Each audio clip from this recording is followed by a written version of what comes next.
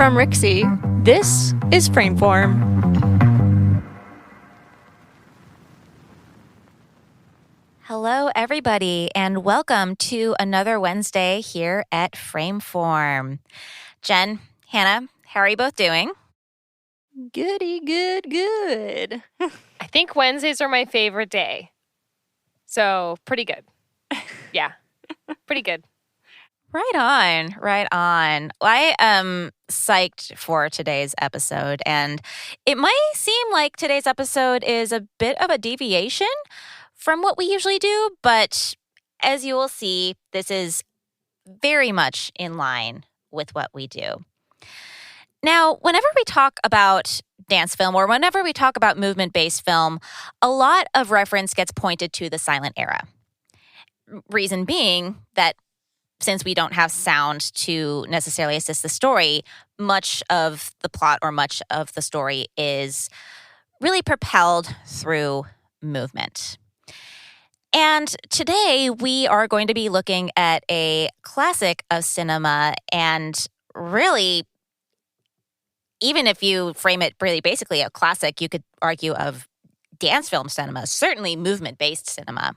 Absolutely. Yes. And just choreographic from so many points. So today we are focusing on Fritz Lang's Metropolis, the classic film from 1927. So, Jen, you were actually the one that came up with this idea of taking Metropolis as our pick of the season for a deep dive, which we like to do. You know, we've done a couple actually in season 1 where we're looking at one film and really dissecting all the parts and elements to it. And this week it's a narrative film that is not categorized as a dance film, but today we are looking at it as a dance film. So, Jen, what brought you to bring Metropolis to the table as we're going to pick it apart? Well, the week that we were really trying to make a decision, like which film or which person are we going to focus on for deep dive, I had just received a DVD of Metropolis in the mail as a gift to myself.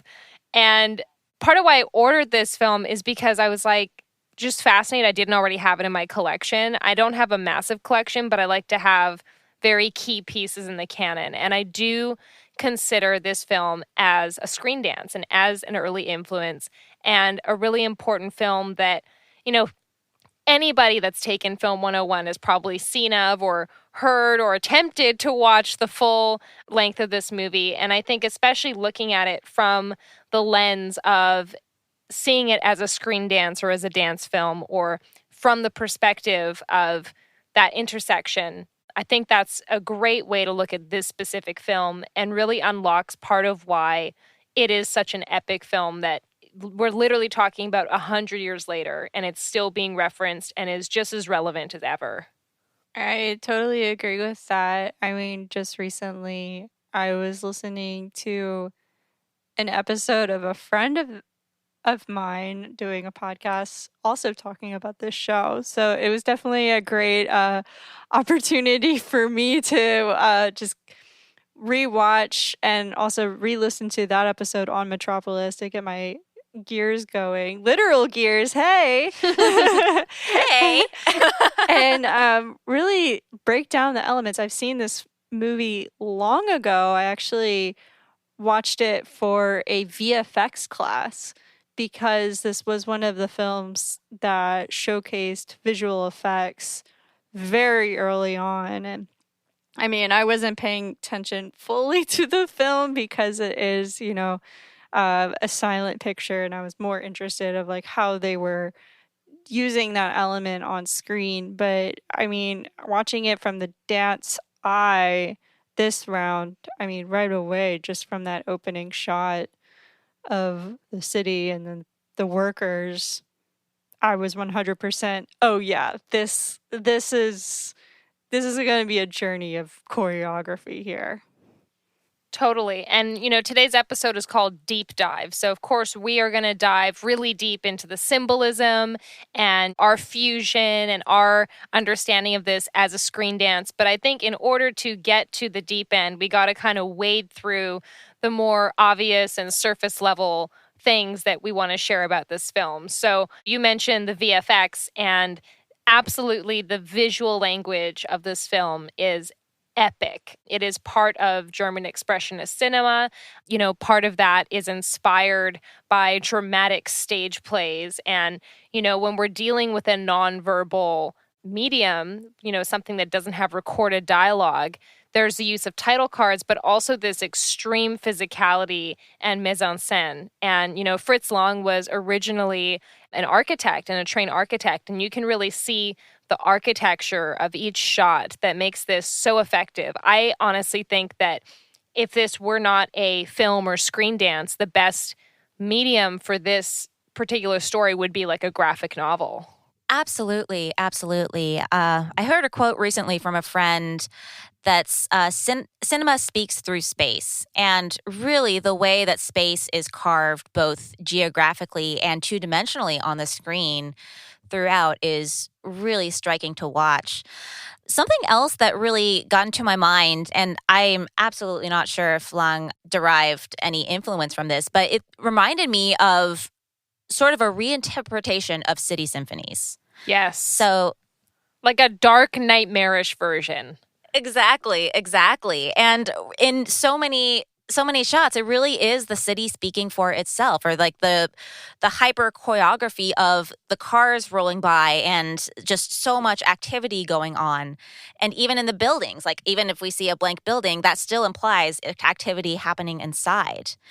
And there really is this tie-in to both those city symphonies and a really interesting predilection of the avant-garde that was going to go on later on. Like Len Lai, for instance, you can probably watch this film quite a bit. There's a lot of play on light and a lot of play on space. So it really is this use of space and really this use of this establishment of place that sets a very important canvas for the film, and the use of both the three-dimensional and two-dimensional plane that really work in tandem together to advance the story. And there's so many depictions of this film. It's actually, there's also many cuts of it ever since it's resurfaced in Buenos Aires, Argentina. Luckily, someone who saw this film was able to get a copy and was found in 2008 and was basically restored. In 2010 was put together with basically scenes that were missing and getting to see characters more, as we said, three-dimensional here. There's so many different versions of this film, and when it first premiered in Berlin in January 1927, the cut was 153 minutes long. Now, this has changed over time, as said, when it resurfaced. When it played in the US, it actually got shortened because they thought that American audiences could not sit through a long period of time. 153 minutes went down to 115 minutes. And then there was a re-release later in 1936 going to about only 91 minutes. That's just your basic feature film right there. But as we said, when it resurfaced in 2008 and we were able to put frames back into place, uncovering more depth between characters, we now have a cut of 148 minutes, which is still not complete. There's still some damaged frames in the repair, but it really looks great in what was missing, because when you watch, different versions of it, you don't get, you get some missing context while watching it.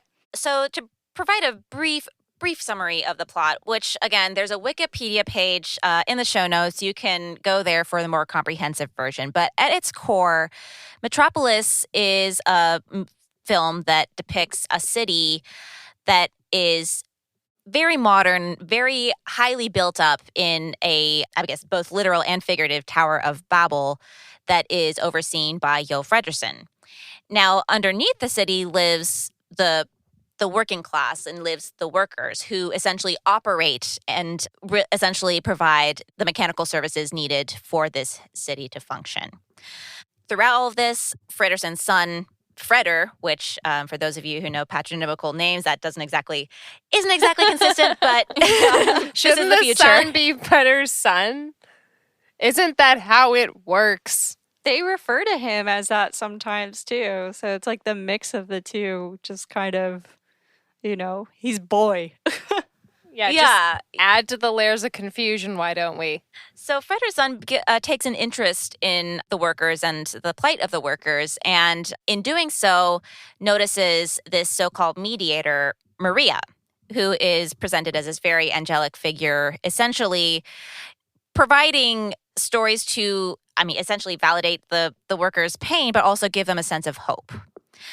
Now, all of this gets kind of thrown out the window when this scientist, Rotvang, who harbors a deep resentment for Jo Fredersen in, again, this was actually a key part of the plot that was cut out of the original cut, harbors a deep resentment for Jo Fredersen because Fredersen stole Rotvang's wife, and that woman ended up dying in childbirth.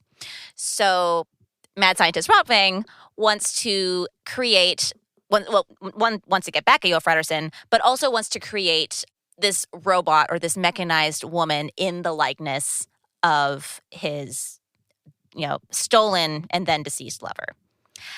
And then things happen from there. So this film's over 2.5 hours, and Claire, that was extremely impressive how you processed and boiled that all down for our listeners. We're also going to link to different articles and video essays and things in the show notes that were just part of our research, because there's really so many different avenues and approaches you can take to interpreting this film. I think two general things I think it's important we cover today are the sort of aesthetic and the sonic elements, just like from a pure technical level, but also on an impact level. And then what's all the stuff that's going into like the symbolism and the themes and everything here? Like, because even just the description alone has references to the Bible and gender relations and, interpersonal relationships, and just, there's this whole sequence or, recurring theme of and vision of the 7 deadly sins. It's a really intense film, and I think it's crazy how literally almost 100 years later, you can still watch it and derive so much meaning from it. Why don't we start on more like the surface level technical things and then work our way down to like the deeper meaning? So I think just first of all, do you consider this film screendance? And if we were to do that, what sort of elements are we evaluating? Kind of give us a 101 approach to how is Metropolis possibly considered to be a screen dance or a dance film? Short answer to your question, yes, it is a screen dance. Yes, I agree. Slightly longer answer, and something that's so crucial to this film, is the hybrid element of the movement, the film, and the sonic element to it, which, again, this was right at the precipice of sound film, but it still had a full score written for it. And actually, it was the score that really helped reconstruct the film later on. But something that struck me as I was watching this is just how few title cards there are in the whole film. I mean, you do see some like dialogue being spoken and gestures being accompanying that dialogue, but not all of it is word for word transcribed. Really only the selective elements that advance the film. So the physical body is telling the story. The physical body is communicating this story. Add that into some of the visuals, which again, these are not arbitrary visual effects. These are very highly considered and very symbolic elements. Like we'll probably talk about it later on, but the cabaret scene with those eyes, and we see overlays, we see these images that are really really providing that symbolic context and really providing that poetic context that advances the film. Well, and speaking of the title cards and poetry, I mean, that each title card has like a life of its own. Like from the very beginning, when you see the workers descending to, their level into the catacombs, like the actual text is scrolling down. The text has a personality. When you see Maria, the deity, like this angelic figure speaking, the corners are glowing, and it's just amazing how strong choices and just really using like stark language and imagery can be so effective in communicating. Even with like classic ballets and operas, the acting is so extreme because you can't use words. And I think this film, I'm just baffled at the fact that it not only is successfully communicating, but the deep sort of symbolism that it's communicating. One key phrase that it is sort of the metaphor that the film centers around and is something that's introduced numerous times throughout is the mediator between the head and the hands must be the heart. And this is really the central thesis of the film. And isn't it amazing how you're seeing throughout this put in practice? And you have this very technical film carrying these tough themes, but because there's so much heart and artistry and poetry to it, we're able to process it. And it's super cool how it all plays out. Yeah, I feel like that message, when it's even kind of mentioned early on, like it clicked right away, just because of the setup of the characters and how they are placed on screen. I don't want to say you could have ended it right there, but it was just like that was your given answer. But maybe you could have. Yeah, but you could it was just but so maybe you could have. like complicating things. I mean, the whole thing wouldn't be the way it was unless it was like this saying early on that gives you like the hint or the call to action for Frieder to, have that heart, and I think it's just kind of funny just to jump to that conclusion real quick. Like, it just makes me think of like, well, should all sons be, be the heart of what business is all about? Like, it's just like kind of like silly things of it all relates to in modern day. And I think that's why also like another reason why Metropolis is so digestible in year 2021, because it all relates to themes that is used on a day-to-day. Totally. Well, I want to quickly shout out / mention that Fritz Lang, who directed this, he eventually left Germany because he refused to join the Nazi Party. And I think it's very interesting how he is someone that has the mind, has the head, has the technical skill, has the hands, and he wanted to keep the heart in what he was doing. And you might be listening and thinking like, oh, he's making movies. He's not like working for the government. But what actually happened is you had UFA in Germany that was a government-owned film production conglomerate, and they started buying out all the independent studios. So I think it is significant to kind of highlight how him as an auteur or as an artist and as a director conveyed that message and really lived out his protest by being like, I'm going to go to the US, I'm going to go to Hollywood, I'm going to go make my movies there where I can be a free thinker. Credit to him. He had a long career. He worked like into the 60s, I believe. He must have loved it. Yeah. But yeah, his foresight is so, at least with the benefit of hindsight, we can really see how forward-thinking that Lang was. And again, I know I harp back to the sound, but the sound score really helps create that on camera space. And it's something that you would eventually see in some of his work later on. Like M is a film with fantastic sound design. And it's the kind of thing where, on one hand, maybe if he'd made this film 3 years later, which, I mean, maybe fascism would have taken its toll by then. He might not have been able to make it. But if had he made it in the sound era, this would have been a totally different picture. And had he made it without consideration of the sound at all, this would have been a different picture as well. I mean, extravagance definitely goes the extra mile. I mean, with a name like Metropolis, you're thinking of just abundance. And that is what is shown all throughout this picture, especially just what we see on camera. How do we entertain the audience through, yes, the music, yes, the camera, but it's just like, it's a silent picture. As we said, minimal title cards with very, I would say, just like in a way, almost like a staged ballet pantomiming. Everything is taken to the extra mile, and I think that's what's so like successful, as well as how this also is a screen dance, because you see these big visual representations of buildings, yet you also get those similar style of movement through the workers.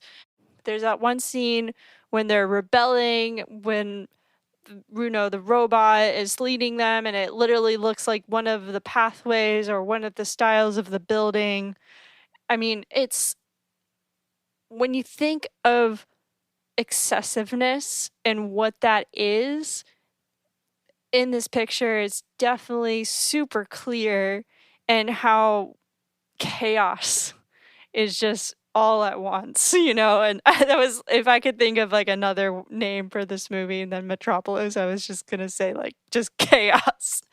Well, and the crazy thing is to think about in the context of when it was produced as well, the fact that they were pulling off these sorts of visuals and just incredible production value. I mean, at the time, this was the most expensive movie made. It was $5 million, which adjusted for inflation is 16 million US dollars today. And that's like, oh, sorry. It's five. I think it was 5 million Reichsmarks. I don't know how much one Reichsmark is for. Okay, the total number I got was 16 million US. Oh, okay. Price of an indie movie of today.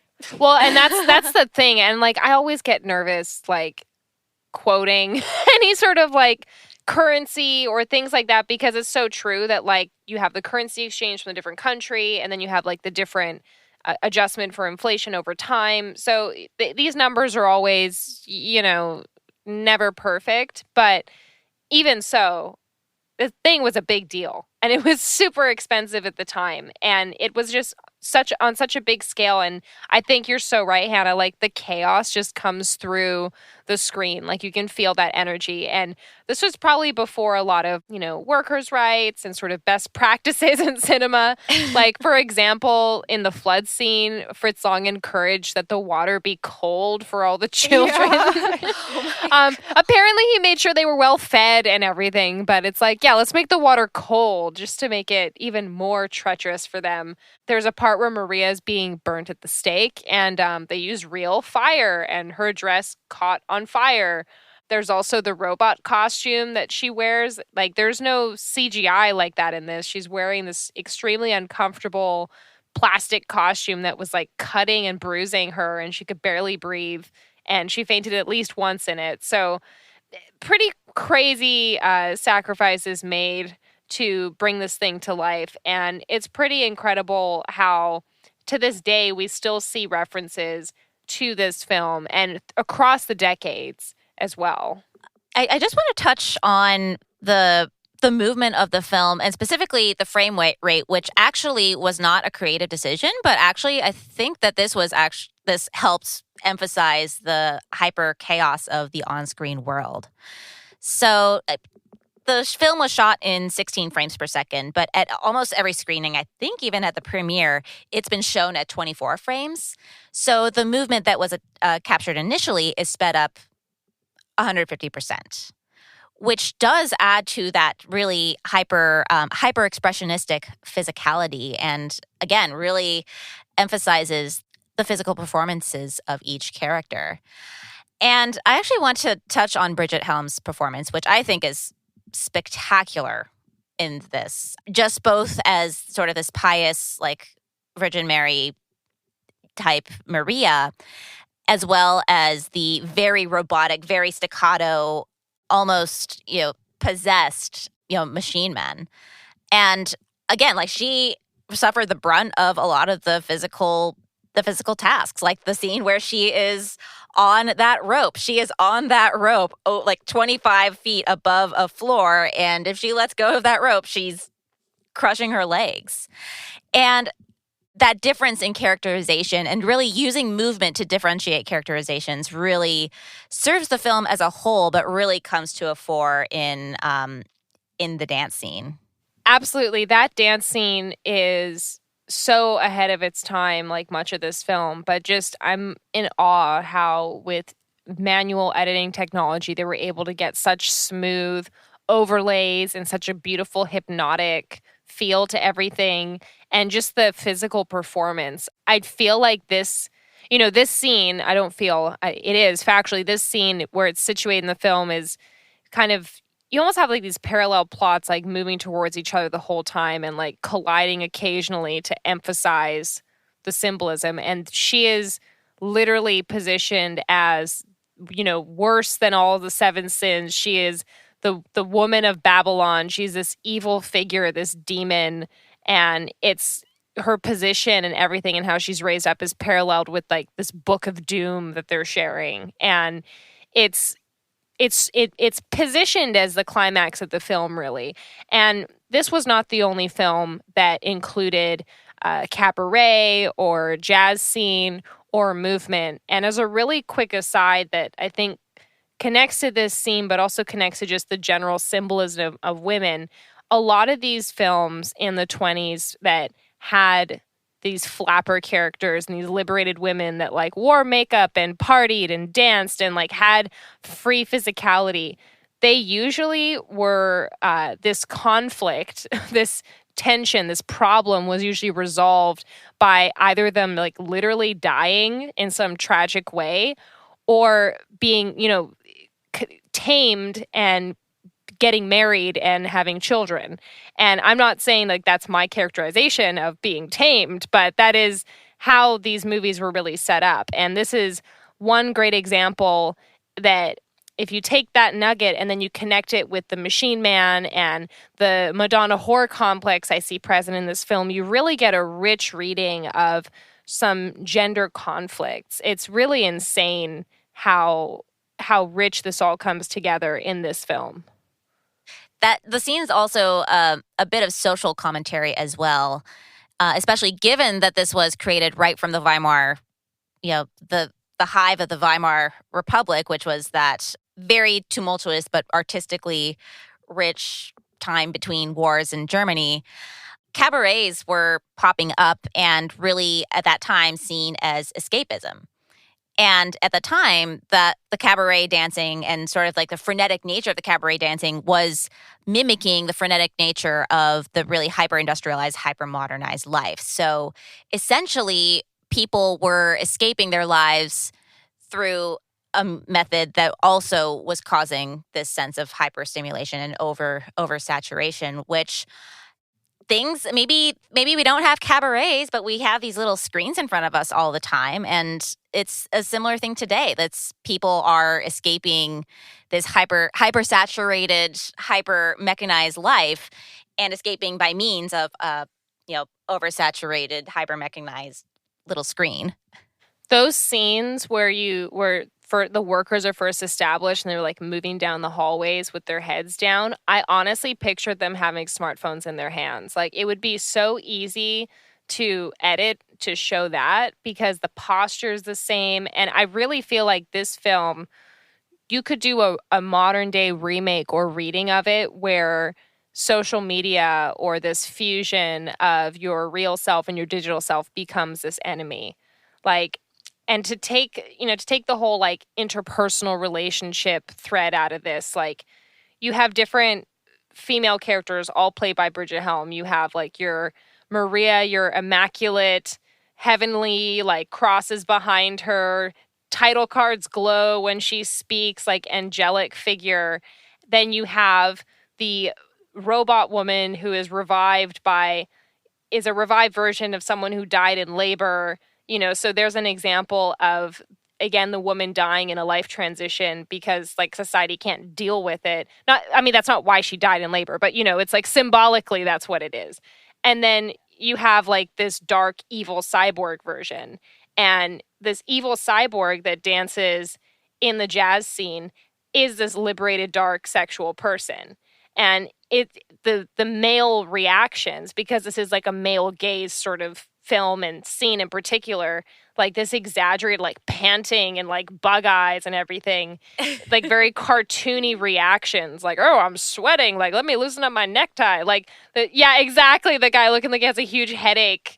Like it's this grotesque loss of intimacy and the lack of the heart and the soul in this bodily interaction. It's a very like spectacle driven, like hypersexual expression that it's like a symptom of an unhealthy person that's not integrated, that can't have intimacy, that has the Madonna whore complex. I know this is like, this episode is called Deep Dive, okay? So, this is like, like this is one reading I really have of it, where I think this film is not just a criticism of looking at the relationship between us and machines, but also of, those gender relations. And if you take that with the modern day social media twist, I think like these cyborgs represent the highly manufactured representations we have of women and men, but, in this case, women, like on social media, elsewhere, just like a lot of plastic surgery and filters and this unrealistic expectation that is robbed of intimacy and humanity and a soul in a sort of way. Yeah, it's unleashed repression, basically. And I think that's a very, very interesting take for like a modern day smartphone edition of that. And that's what I was saying earlier, like how this film still to this day is so relevant no matter what year it is, because it's still addressing the thematic frustrations or situations that we deal with on a daily, no matter what the technology is, it's something. Yeah, and it really just highlights the mechanized body. I mean, beyond, the robot lady, even in the workers, like, and the way that they're moving their bodies, and really their bodies are in service to this machine. And essentially they're told that they must continue to operate the machine. They must continue to operate the machine in order to push society forward, or to continue to operate this city. And we're absolutely at this time where technology and like little technological gadgets have a stronghold on the way that life operates, and the way that, I mean, effectively, countries are run. And that's having profound effects. I mean, physically, obviously, if people are like staring into their screens and leaning down all the time, but psychologically as well, that people are literally addicted to these machines. Like they are becoming one with their machines. Well, it's interesting how these things, when there's a real deep-seated truth there, how they can really grow over time. And, Metropolis was so ahead of its time, and we've seen it referenced throughout the decades. I mean, just to obligatory mentions as part of like talking about this film, how about we all we can share the ones that we noticed or were aware of, because I think everyone's got their own kind of entryway to this. And some of the ones you all put in there, I was like, I hadn't seen that one. So like for me, I talked about Rhythm Nation last year or last season when we did our music video episode. And this to me really looks like Rhythm Nation, obviously modern times. And my third one I'll mention is obviously like Blade Runner. There's video essays we're going to link in the description that show like shot for shot similar buildings and everything.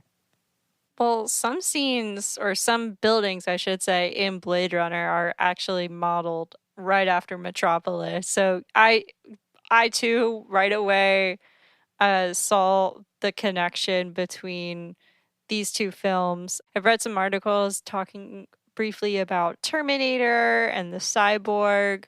I was thinking of Gotham City with Batman, and just how, just again, so much excess of things. Absolutely. And I'm just thinking of like musical artists who have sort of this mechanized woman as sort of their thesis, or even like as a part of their musical act. I think Janelle Monae, her debut EP was literally called Metropolis. You can see her first album, Arch Android, really directly draws on these themes as well. And even someone like Grimes, like with her last album, this Anthropocene, really is interested in sort of this human machine idea as well.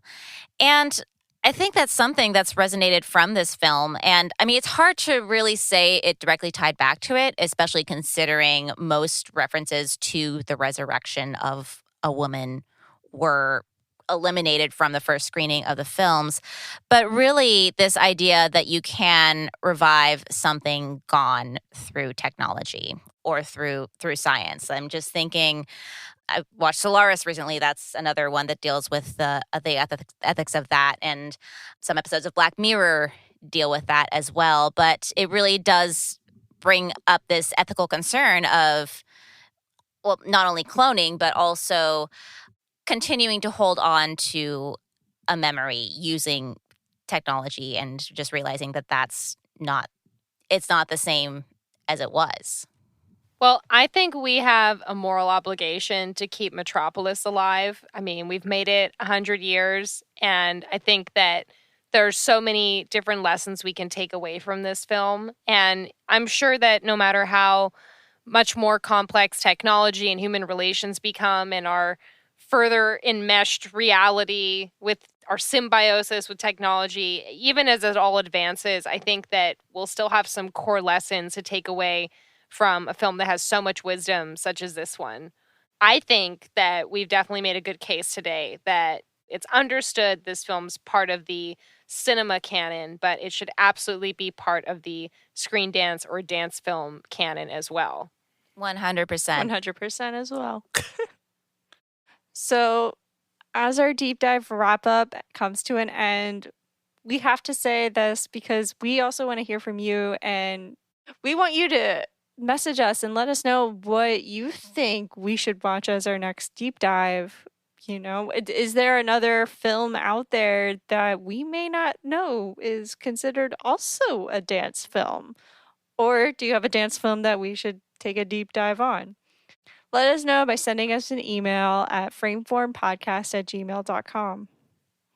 And with that said, it has been another episode with Jen, Claire, and myself. Thank you for listening. Thank you, Jen and Claire. Thank you all. And just as a reminder, from the earphones in your head to the phone in your hand, always remember the mediator between the head and the hands must be the heart. Stay soulful, everyone. We'd love to hear from you. Send us an email at frameformpodcast@gmail.com and engage with us on social at frameformpod. That's frameform POD. If you like what you're hearing, leave a review and rate the show. It really helps out. And if you know someone who also likes dance or film, join the conversation and bring your friends.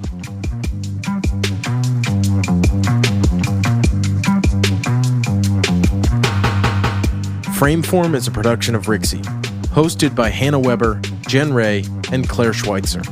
Edited by the Frameform team. Mix and theme song by myself, Mason Carlton. Thanks for listening. We'll see you next week.